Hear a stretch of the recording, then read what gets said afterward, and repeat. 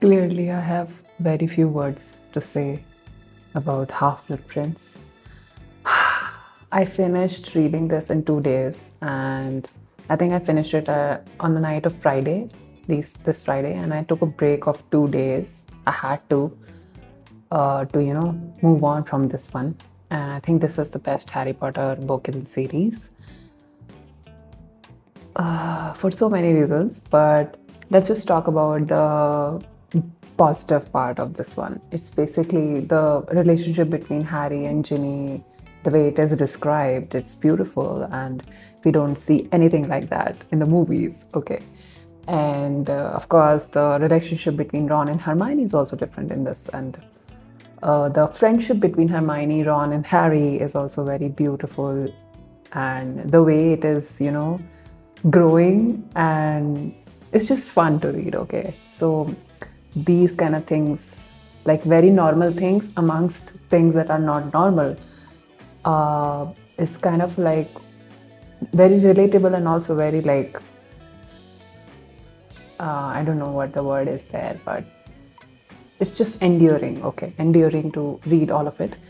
And now, if I'm gonna talk about the things that made me stop reading altogether.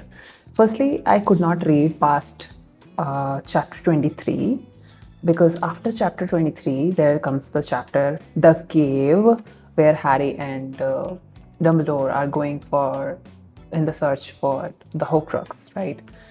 And I was unsure to read ahead because I thought I know that Dumbledore is going to die now, and since I know I have seen the movies and everything, that it did not make that much of an impact on me when he died in the movies.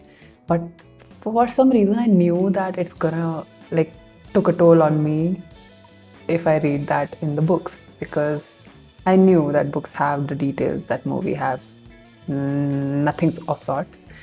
So I was not reading it, but then I realized I have to because you can't stop reading. You want to know what happens next. So yeah, I read it and Dumbledore died. And it was not nice, man. It was nothing that I actually imagined. I thought I will cry and all, but I did not know the ending in the books is so much so much of emotions and truth and relatability when it comes to grief, that it will make me cry many times. Okay, so that's why I have marked some pages that have the lines that make me cry. Okay, so I'm gonna read them one by one. The first line that made me cry, like right after Dumbledore's death, was when all of them, the Order and everybody, are discussing what happened throughout the scenarios and what happened around Hogwarts. Okay, because not everybody was present at every place, right? And then Tonks and Remus are like openly discussing their relationship in front of everybody. And Remus just says that we should not discuss this because Dumbledore just died and we should not be talking about relationships and all.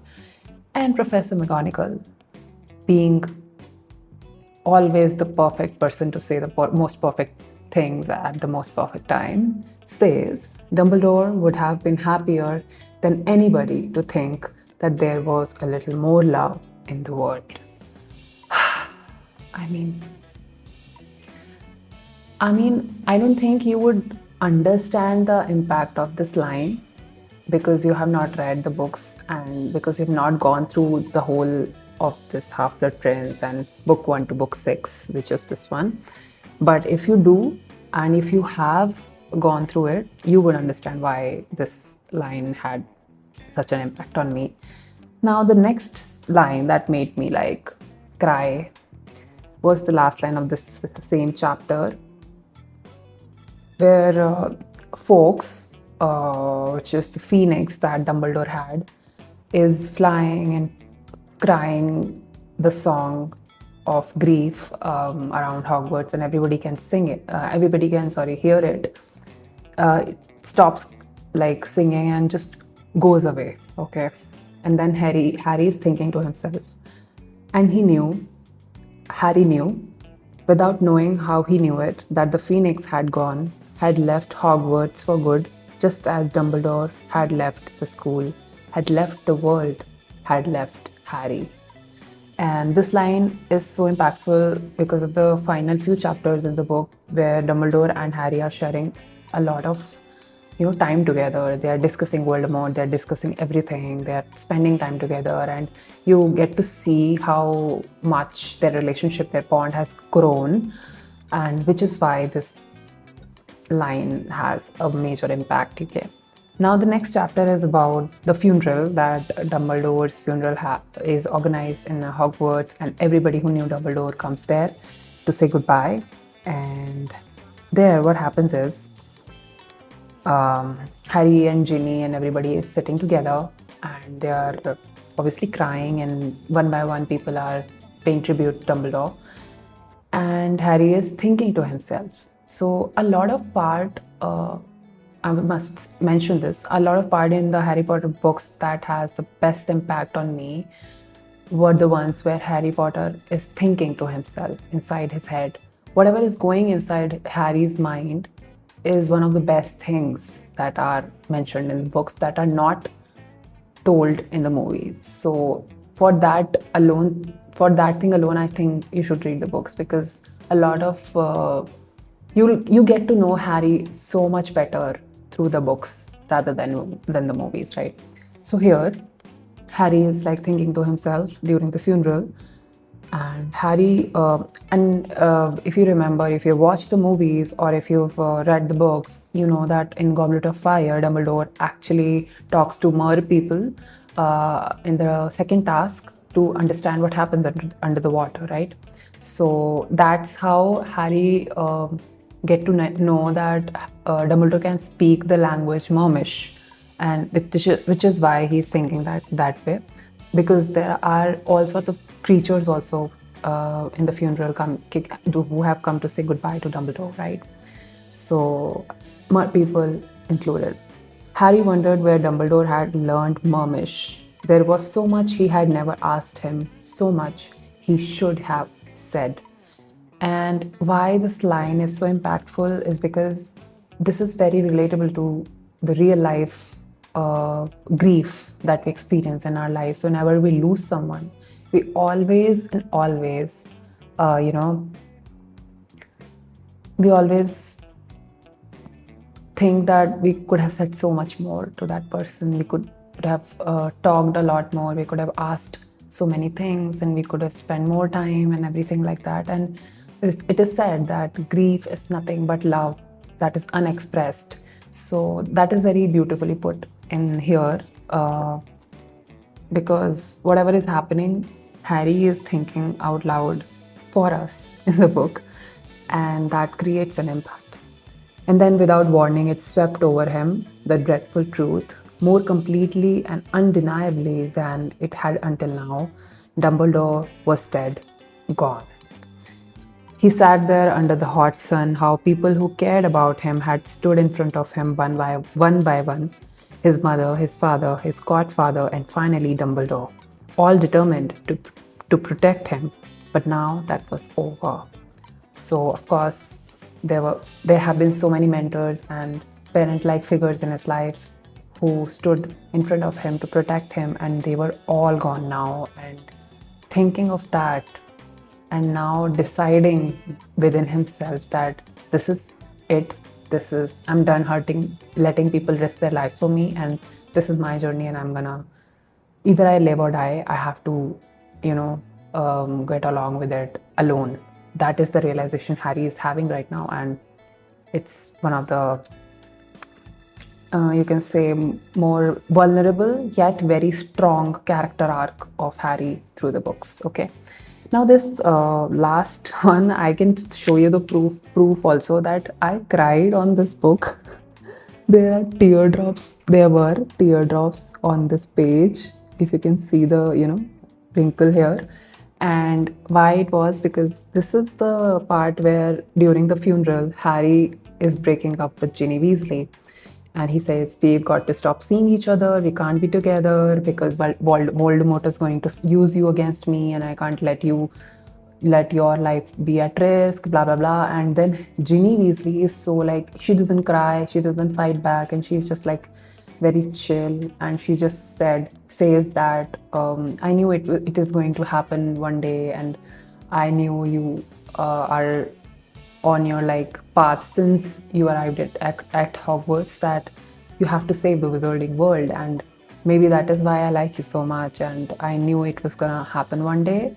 And to be honest, since I've had a crush on you, I never stopped, I never gave up on you, and somehow you came along and the relationship started to happen.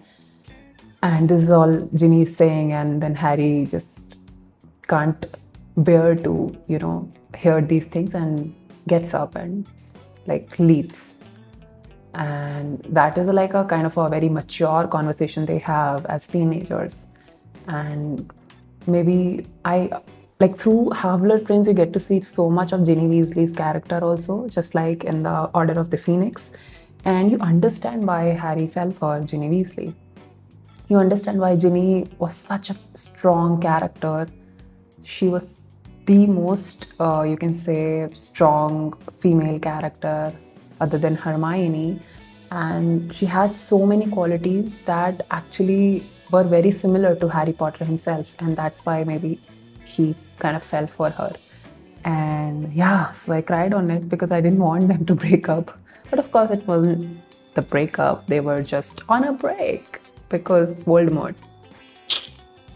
So yeah, that was the book talk that I really, really wanted to get it out of my system before I started to read Deathly Hallows. And I am gonna start reading Deathly Hallows soon. But it's that thing that I know that that's the last book in the series, and I don't want to, get it over with. I just want this series to go on, and I'm like stopping myself to pick that book up because I feel like I don't want it to end. I don't want to know what happens. I know what happens.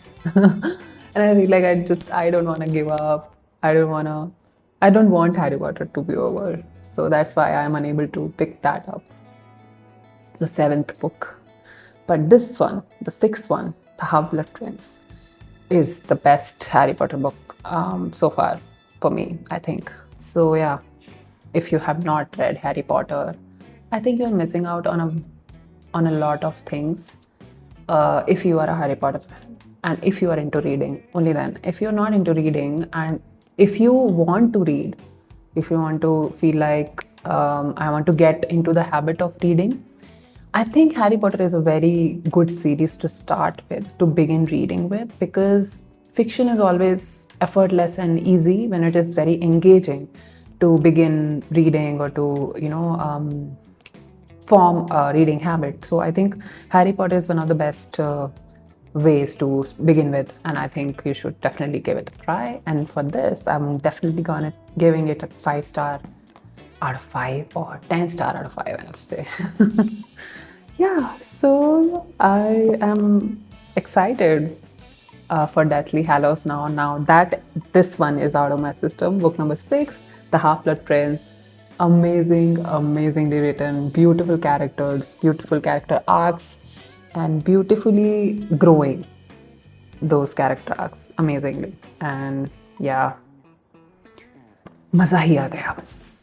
आपको भी आना चाहिए, तो please read the Harry Potter series. And that's it about today's video. Thank you so much for watching and subscribing if you have done so. And if you're not, then dude, subscribe right now, because I talk about books and life and everything else that is about the emotional human experience, right?